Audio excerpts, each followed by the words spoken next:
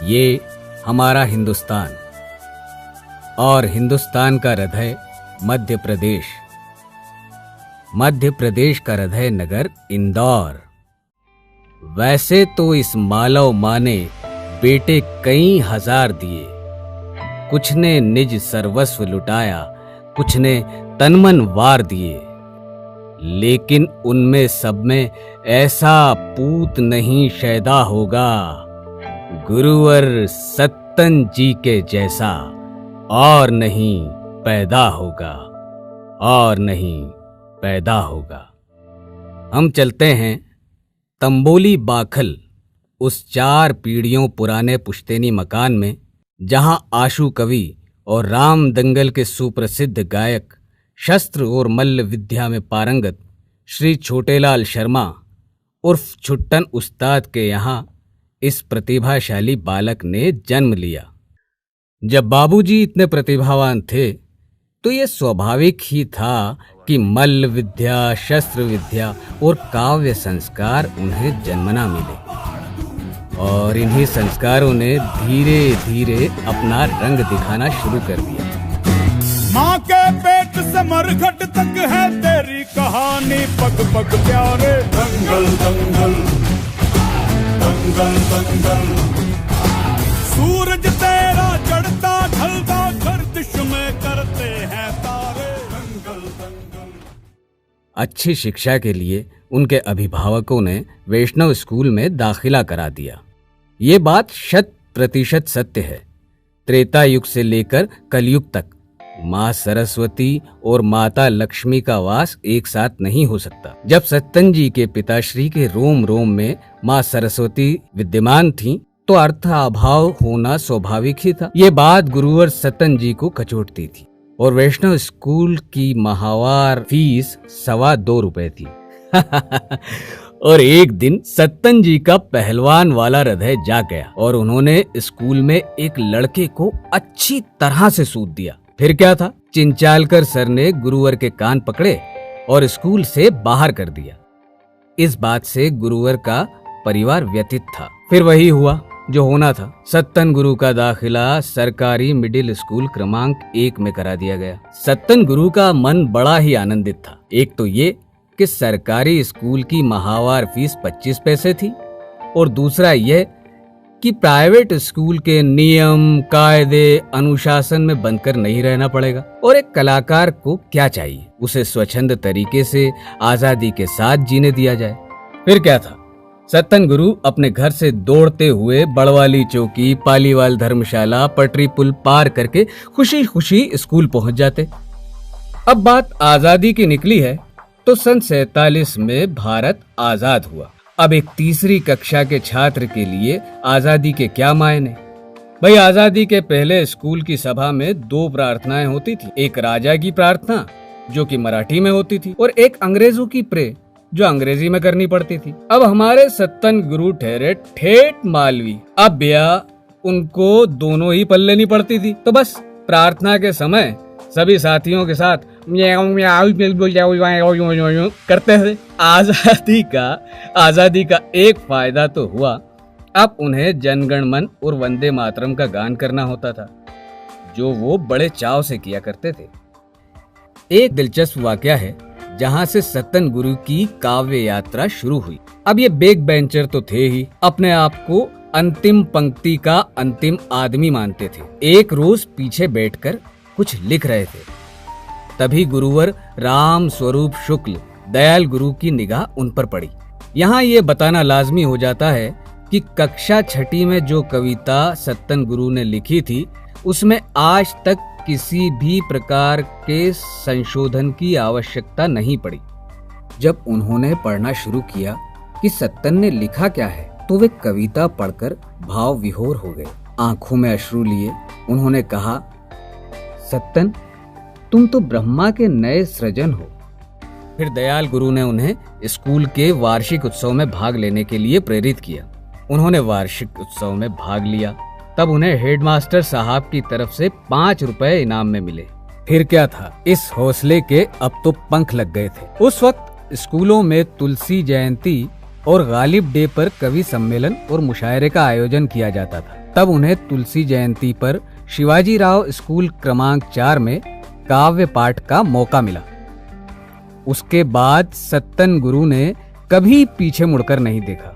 छुट्टन उस्ताद का ये लाडला घर वालों और पड़ोसियों को ये पता ही नहीं चला कि पटे बनेटी फुराने वाला, कुश्तियां लड़कर ब्रजलाल गुरु व्यायामशाला से लाल मिट्टी में लौटकर आने वाला उनका अपना सत्ता भैया कब सत्तन हुआ, कब कवि हुआ, कब विधायक बना, कब मंत्री बना और कब ब्राह्मण बटुक से ब्राह्मण रत्न तक के सम्मान का अधिकारी बन गया।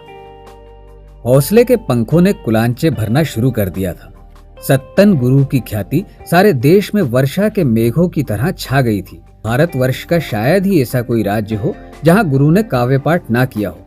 लेकिन एक समस्या हमारे भारतवर्ष में सदा से रही है। आप कवि हो, शायर हो, रंगकर्मी हो, लेकिन लोग पूछ ही लेते हैं, आप काम क्या करते हो? अगर हमने कहा हम कवि हैं, वो सब तो ठीक है, पर आप करते क्या हो?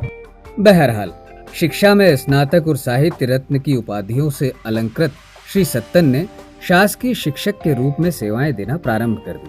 लेकिन सत्तन गुरु जैसे कवि को पल में परशुराम बनने में कहाँ देर लगती है। जब प्रदेश में कांग्रेस की सरकार थी और बाबूलाल पाटोदी जी मुख्यमंत्री थे, उस वक्त एक दिलचस्प वाकया पेश आया। एक आम सभा में गुरु जी ने पाटोदी जी के खिलाफ कुछ कह दिया। फिर क्या था, आनन फानन में सरकारी अमला हरकत में आया और गुरु का ट्रांसफर देपालपुर तहसील के रलायता गांव में कर दिया गया। तब गुरु ने सोचा, अब क्या बताऊं बाबू काका, सरकारी नौकरी में 224 रुपए महीना पगार मिलती थी। अब ऐसे में भी कौन आल्टी बाल्टी लोटे तगारी टोके, और वैसे भी एक कवि सम्मेलन में 100 रुपए मिल ही जाते हैं और महीने में 2-3 सम्मेलन हो ही जाते हैं। कल मुझसे आके घर पर मिलना। बिल्कुल, प्रणाम। प्रणाम पाठोदी जी। प्रणाम मास्टर, तुम वक्ता तो बहुत अच्छे हो, हमारे स्कूल आ जाओ नौकरी के लिए। जैसी आपकी इच्छा। अरे मुरारी, जरा कागज पेन लेके आना। जी मालिक। जरा पहलवान के लिए प्राचार्य महोदय को चिट्ठी लिखना। शायद ये विधि का विधान ही था कि वे अपनी प्रतिभा से विद्यार्थियों के बीच सत्तन गुरु के नाम से ख्यात हुए। हम सभी छात्र वैष्णव स्कूल 1974 की बैच के एक शाम गुरुजी के नाम प्रस्तुत करते हुए अत्यंत ही गौरवान्वित महसूस कर रहे हैं। गुरुजी से पढ़ने के बाद में ऐसा लगता था कि हमें भी जो है उनने जो जो हमें सिखाया है उसे अपने जीवन में अमल में लाना है और इसी प्रकार से आगे बढ़ते जाना है। मैं अभिभूत हूँ, आनंदित हूँ एवं पूरे वैष्णव स्कूल छात्रों की ओर से, खास तौर पर वैष्णव स्कूल 1974 समूह ग्रुप की ओर से उनका हृदय से सम्मान करता हूँ। जब सत्तन गुरु की ज्ञान गंगा से सभी विद्यार्थी ओत-प्रोत हो रहे थे, साथ ही उनकी रचनात्मकता चरम पर थी। वे उन दिनों स्वदेश अखबार में लेख लिखते थे। टूटी कलम से झूठी बातें, देख कबीरा रोया, वतन की राह। इन लेखों का प्रकाश इतना फैला कि अटल जी ने सत्तन गुरु को बुला भेजा। जीवन यापन करने के लिए नौकरी करता ही था मैं अध्यापन की, और उस अध्यापन की नौकरी को करते करते वो ये जनार्दन वैष्णव जो है इन्हीं के साथ था मैं वैष्णव स्कूल में। वहीं से वो लालचंद जी और गोकुल दास जी मुझको ले गए। माणिक चंद जी वाजपेयी स्वदेश संपादक वो थे, अटल जी के सामने खड़ा कर दिया। अटल जी से तो पूर्व परिचय था ही, उन्होंने ये क्वेश्चन किए। माणिक चंद जी, पिछले चुनाव में इंदौर के क्षेत्र क्रमांक 1 से हमें कितने मत प्राप्त हुए? लगभग 7,000 मत प्राप्त हुए थे। ये तो चिंता का विषय है। क्षेत्र क्रमांक 1 से ऐसे कौन से प्रत्याशी है जो हमें इस वोटों के अंतर को बढ़ा दे? ऐसे तो इस क्षेत्र में एक ही है, आपके कविवर। तो बुलाइए उन्हें। आइए बैठिए। और कविवर कहाँ हो? हम तो माइलस्टोन है, जहाँ ठुके थे वहीं ठुके। कुछ को हमने छोड़ दिया, कुछ ने हमको छोड़ दिया। तो तुम भी छोड़ दो, तुम्हें चुनाव जो लड़ना है। अरे अटल जी, जमाना जब्त हो जाती है और चुनाव हारने के लिए लड़ना है।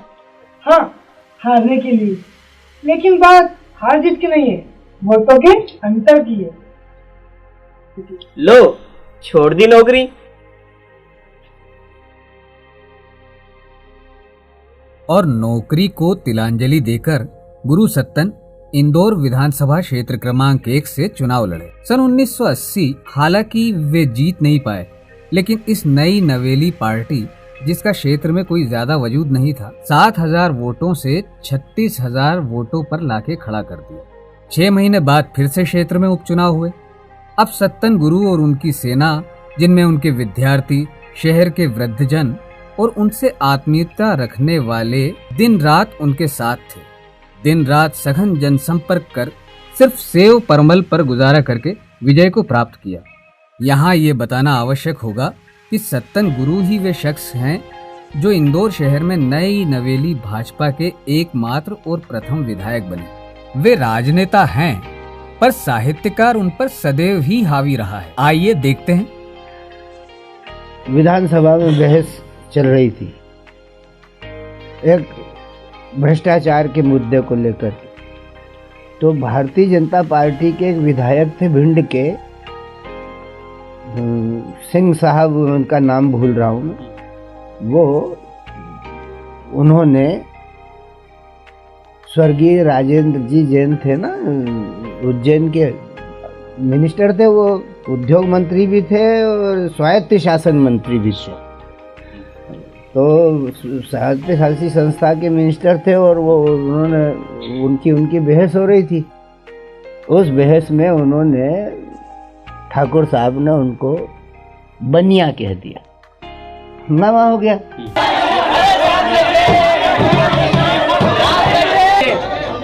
शांत रहिए, शांत रहिए। महोदय, ठाकुर साहब जैन जी को ऐसे कैसे बनिया बोल सकते हैं? ठाकुर साहब सदन में जाति सूचक शब्दों का प्रयोग कर रहे हैं। अरे बनिया जैसा काम किया इसलिए तो बनिया कह रहे हैं। हाँ, इसलिए कह रहे हैं बनिया, इसलिए। अध्यक्ष महोदय, जैसा कि हमारे मित्र ठाकुर साहब ने मुझे बनिया कहा, मैं सदन को एक सबको ध्यान दिलाना चाहता हूँ कि हमारे गांधी जी वो भी बनिए ही थे। माननीय अध्यक्ष महोदय जी, मैं अपना पॉइंट ऑफ ऑर्डर इस्तेमाल करना चाहता हूँ। मैं खड़ा हो गया, मैंने पॉइंट ऑफ ऑर्डर सर। बोले कि यस। अच्छा। एक जी बोले हाँ कविराज क्या है? मैंने क्या, माननीय मंत्री जी कह रहे हैं कि गांधी जी बनिए थे, तो क्या हुआ, हम भी बनिए। हाँ। गांधी जी भी बनिए थे, हम भी बनिए। हाँ। अरे हमने क्या यार, मैंने इनसे निवेदन करना चाहता हूँ मंत्री महोदय से कि गांधी जी तो बनिए थे और ये भी बनिए है, तो मैं इस बनिए से कहना चाहता हूँ कि ये बनिए, गांधी जी सा बनिए। आज तो एक गली में इंटरलॉकिंग टाइल्स लगाने में फोटो खींचे जाते हैं। शायद ही किसी को याद हो कि एमवाय अस्पताल के बाद शहर का दूसरा सबसे बड़ा सरकारी अस्पताल, जिला अस्पताल गोविंद वल्लभ पंत चिकित्सालय पंडित सत्यनारायण सत्तन की ही देन है। गुरुवार इस अस्पताल के लिए 9 दिन भूखे प्यासे आमरण अनशन पर बैठे रहे और उस विरोधी सरकार से अस्पताल मंजूर करवा लाए, जिसके नक्कार खाने में उस वक्त भाजपा जैसी विपक्षी पार्टी की आवाज तूती के समान होती थी। संघ की शाखा के स्वयंसेवक भी गुरुवर तो मालवा निमाड़ के शुरुआती चंद टिमटिमाते दीपक के रूप में जनसंघ के सिपाही भी गुरु। आज वाली भाजपा को तो ये पता भी नहीं होगा कि गुरु ने अपने सहयोगियों को साथ लेकर इस पार्टी के लिए कैसा संघर्ष, त्याग, बलिदान किया। प्रदेश की सत्ता पर विराजी पार्टी के कई कर्ता धर्ता भले ही खम ठोके कि ये उपलब्धि हमारे दम पर है, लेकिन हकीकत यही है कि सत्ता की इस ऊंची इमारत के न केवल नींव के पत्थर बल्कि शिल्पकारों में से भी एक गुरुवर सत्तन है। ऐसे गुरुवर जिन्होंने मालवा की माटी के लिए अपनी जान दांव पर लगा दी। आइए उन्हीं से सुनते हैं मालवा के लिए मन की बात। जहाँ प्यार को प्यार मिला हो, दंभ जहाँ पर हारा हो, कालिदास को जो मालव प्राणों से ज्यादा प्यारा हो, महाकाल महाराजा जिस मालव की करते निगरानी, जहां नारियां तक हंस हंस कर देती हैं कुर्बानी। भोज विक्रमादित्य जिन्हें इतिहास झुकाता है मस्तक, यहाँ दुश्मनों ने इनके कारण ही कभी न दी दस्तक। जिसके शाख पात कण कण तृण तृण में प्राण समाये हो, जिसके शाख पात कण कण तृण में प्राण समाये हों, जिस मालव ने सदा प्यार के गीतों को दोहराए हों, जिस मालव ने हरदम ही शरणागत का सत्कार किया, जिस मालव ने धोखे से भी दुश्मन पर ना वार किया, उस माटी की, उस मालव की माटी शीश लगाकर सत्तन कहता है। उस मालव की माटी शीश चढ़ाकर सत्तन कहता है। जहां नर्मदा क्षिप्रा की धारा में अमृत बहता है, उस मालव से हे परमेश्वर मत मुझ कवि को बिछड़ाना। अगले जन्म पुनः सत्तन को इसी धरा पर उपजाना। सत्तन गुरु को विभिन्न पुरस्कारों से विभूषित किया गया, जिनमें मुख्य है मंच सम्राट, पैगाम पुरुष, निर्भय हाथरसी सम्मान, लाल बुझक्कड़, हिंदी साहित्य सम्मेलन प्रयाग में साहित्य महोपाध्याय, श्री कृष्ण सरल अलंकरण, श्री हरिशंकर परसाई सम्मान, निराला पुरस्कार। उनकी बहुचर्चित काव्य कृति मंथरा को मध्य प्रदेश शासन की तरफ से श्री चंद्र प्रकाश वर्मा स्मृति पुरस्कार, अखिल भारतीय राष्ट्र चारण सम्मान, कविकुल गौरव ब्रह्मानंद विभूषण, मध्य प्रदेश साहित्य कला परिषद द्वारा भारत भारती सम्मान, संस्था चाणक्य द्वारा ब्राह्मण रत्न से विभूषित किए गए। और भी कई ऐसे सम्मान हैं जिनका जिक्र करते करते सारी रात ढल जाएगी। यह हमारे शहर का सौभाग्य है कि सत्तन गुरु जैसे दिव्य पुरुष हमारी धरती पर पैदा हुए। हम वर्चुअल वॉयज परिवार की ओर से सत्तन गुरु के शतायु होने की प्रार्थना करते हैं।